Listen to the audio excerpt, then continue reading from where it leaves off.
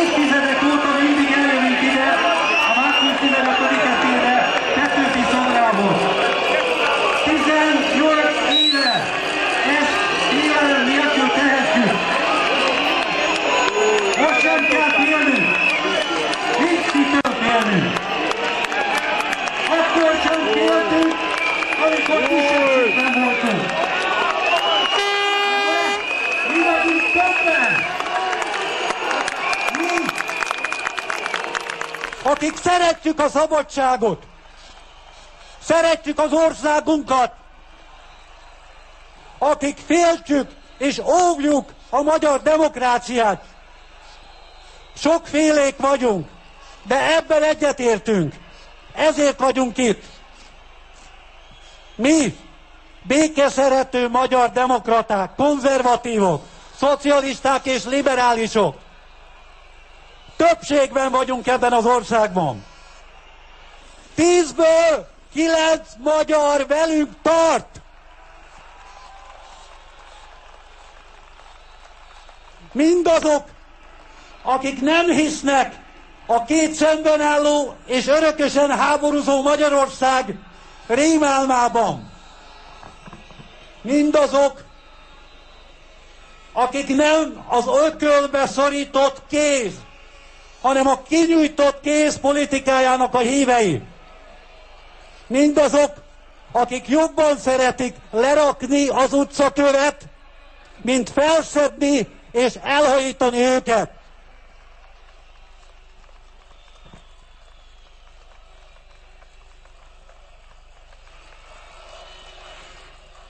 Mi vagyunk többen! Akármilyen hangosan fütyül is most ez a kisebbség. Sokszorosan többen vannak ebben az országban azok, akik egyetértést és egységet akarnak. Függetlenül attól, hogy ki kire szavazott a választásokon. Külön köszöntöm azokat az ellenzéki polgártársaimat, akik ma eljöttek ide. Ha körülnézek, örömmel látom, hogy kormánypárt és ellenzéki politikus társaim is itt vannak. Köszönöm az országgyűlés elnökének, a miniszterelnök úrnak, a kormánytagjainak, Belváros, Lipótváros polgármesterének, hogy jelenlétükkel megtisztelik ezt a szabadságról szóló ünnepet. Egy régi bölcs azt mondta egyszer, az emberi szabadságra 3 ellenség leselkedik. A félelem, a kishitűség és a kétségbeesés. Mindhárom sokszor megkísértett már bennünket, magyarokat, de soha nem tudtak legyűrni bennünket. Pedig a történelem rettenetes próbák elé állított minket. 1848 óta egyetlen nemzedék sem élhette le úgy itt az életét, hogy ne tapasztalta volna meg, mi az elnyomatás, a háború, a gazdasági válság vagy a diktatúra. Ma könnyen jön szánkra a szó. Nehéz időket élünk, és okunk van a kétségbeesésre. De valljuk be, 1848 óta jóval többször ment a sorsunk sokkal rosszabbul, mint ma. Hányszor volt komolyabb okunk a félelemre, az elkeseredésre, mint ma? Polgártársaim, hadd mondjak el egy történetet. Figyeljenek rám! Ami napok óta nem hagy nyugodni engem. Amikor erre a beszédre készültem, a 200 éve született első magyar miniszterelnök Batthyány Lajos írásait olvastam. Batthyány valódi hazafi és igaz demokrata volt. A liberális ellenzék egyik vezéreként és miniszterelnökként egyaránt a reformokért harcolt, az igazságosabb és szabadabb Magyarországért. Hol a hadsereg, hol az adórendszer, hol az egyetemi oktatás átfogó reformját sürgette. Máskor pedig az iparfejlesztés, a vasútépítés, vagy éppen a zsidók emancipációja mellett emelt szót. A számomra legelgondoltatóbb írását azonban nem a nyilvánosságnak szánta. 1849. október 5-én éjjel, néhány órával a kivégzése előtt egy alig 5 bekezdésből álló levelet írt a feleségének. Ebben az utolsó gyönyörű, szerelmes vallomás után a következőket írta. Idézem őt. Idézem Batthyányi Lajost. A törvény volt a vezérfonalam, és sem jobbról, sem balról nem hagytam, hogy visszaéljenek velem. A magam útját jártam, ezért ölnek meg engem. Hagyd el ezt az országot, a gyerekek kedvéért. Az ő jövőjük csírájából van volna megfertőzve. Ez az utolsó mondata Batthyányi Lajosnak mélyen megérintett engem.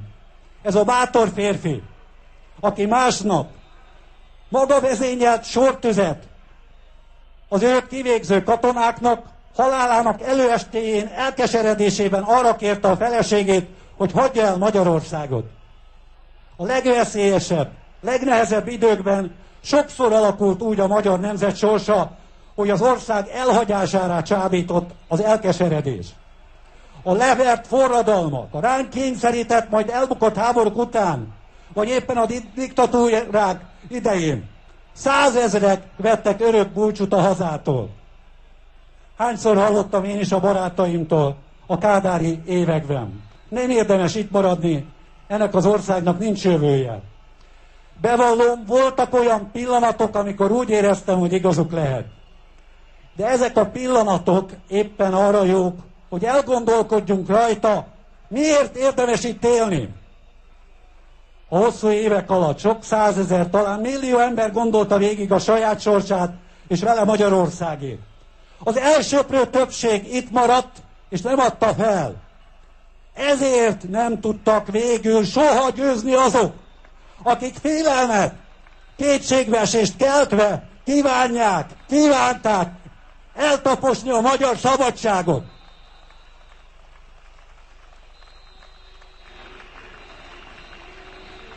Az elmúlt másfél évszázad történelméhez képest most szerencsés éveket élünk. Egy egész generáció vállalatot már felnőtté úgy, hogy nincs semmilyen személyes emléke a háborúról vagy a diktatúráról. Ma senkinek sem kell ebben az országban azt tanácsolni a szeretteinek, hogy hagyják el az országot. A félelem zsoldosai azonban ma is mégis itt járnak közöttünk. Ők azok, akik miatt a legbékésebb, vértelen forradalmunk ünnepét sokan félelemmel várták, akiket nem érdekel, hogy a többség békét, egyetértést, szabadságot akar, akár csak 1848-ban. Ők azok, akik paradicsommal, tojással, kereplővel, dudával érvelnek. Ők azok, akik csak akkor tudnak többen lenni, hogyha mi otthon maradunk. Sehonnai bitang ember, aki miatt ma bármelyik honfitársunknak félnivalója lehet szabadon megünnepelni március 15-én.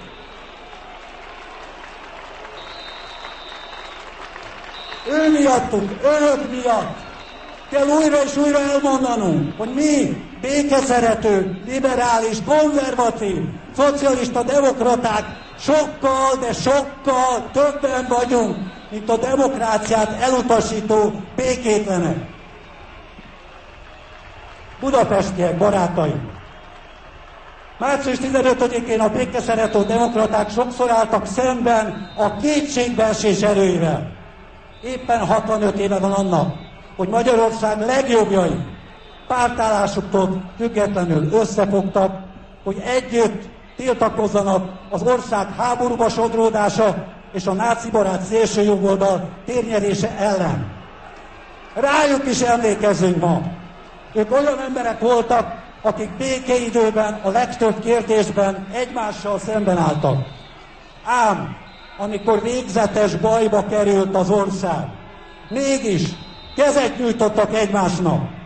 A demokrácia és a magyar szabadság tisztelete összekötötte őket. 1942. március 15-én a konzervatív, katolikus Szegfű Gyula kezdeményezésére, a parasztpárti Kovács Imre, a fajvédőből demokratává lett Bajcsy Endre, számos szocialistával és liberálissal együtt koszorúzást szerveztek itt, a Petőfi szobornál. A megemlékezésből az akkori idők legnagyobb antifasiszta tüntetése lett. Ez az összefogás nem ért el eredményt. Az ország menthetetlenül sodródott a katasztrófába. A konzervatív kormány tett ugyan egy tétova kísérletet a háborúból való kiugrásra, de közben újabb engedményeket is tett a náci Németországnak. Ám a szélsőjobb és a neki tett engedményeket soha nem szokta megköszönni a jobb oldalnak, hanem még többet akar. 2 év múlva, 1944-ben Adolf Hitler éppen március 15-ét választotta arra, hogy magához rendelje Horthy Miklóst. A meghallgatáson Hitler közölte vele, hogy elégedetlen a magyar kormánnyal, és bejelentette Magyarország teljes megszállását. Néhány nappal később a budapestiek a német páncélosok motorzajára ébredtek fel. Bajcsy Endrét és több társát még aznap letartóztatták, és az angolokkal tárgyaló Kálai Miklós miniszterelnöknek és Bujkánia menekülnie kellett.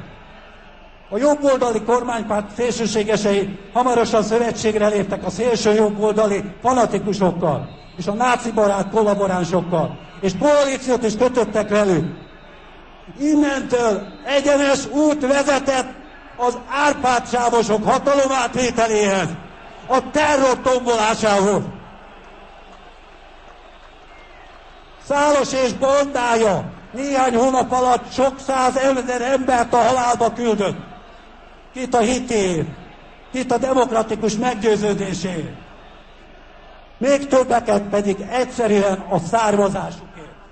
A magyar szabadság jobboldali védelmezőjét, Bajcsy Endrét Árpád-sávos zászlók alatt halálra ítélték és kivégezték.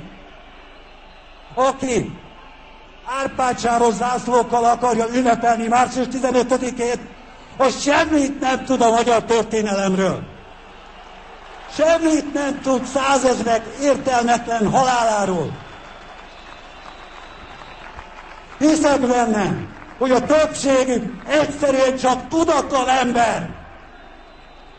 Csak a kisebbségük akar valóban félelmet kelteni, de nem fog tudni.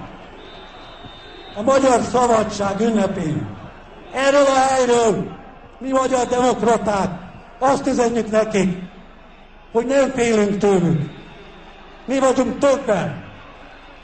Egy-egy ember hangját elnyomhatja a síp, a kereplő, a duda, az agresszív kisebbség.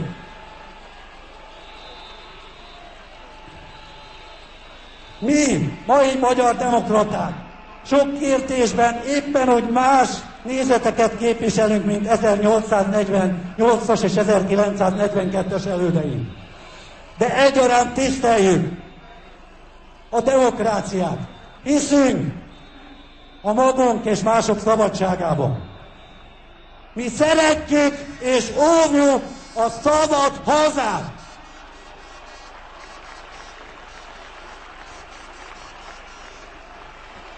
Ez köt össze bennünket.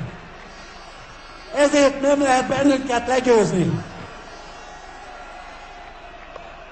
Éljen a magyar szabadság!